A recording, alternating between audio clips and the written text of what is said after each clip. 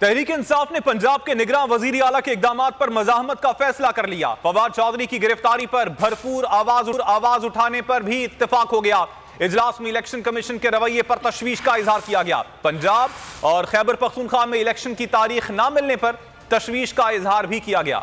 फवाद चौधरी की गिरफ्तारी और इलेक्शन की तारीख ना मिलना तशवीशनाक। इलेक्शन कमीशन का रवैया अफसोसनाक है। लाहौर में इमरान खान ने मरकजी क़यादत का इजलास बुला लिया। इजलास में फैसला हुआ कि निगरान वज़ीर आला के इक़दामात पर मज़ाहमत की जाएगी। इजलास में इलेक्शन कमीशन के रवैये पर तशवीश का इजहार भी किया गया। पंजाब KP गवर्नर की जानिब से इलेक्शन तारीखें ना मिलने पर हिकमत अमली पर गौर किया गया। क़यादत ने इत्तिफाक किया कि फवाद चौधरी की गिरफ्तारी पर हर फोरम पर आवाज बुलंद की जाएगी। इजलास में असद उमर, कैसर और शबली फराज, उमर अयूब, फर्रुख हबीब और यास्मीन राशिद शरीक हुए। KP के साबिक वजीर आला महमूद खान और जमशेद इकबाल चीमा भी मौजूद थे। वजीर आला गिलगित बल्तिस्तान भी शरीक हुए।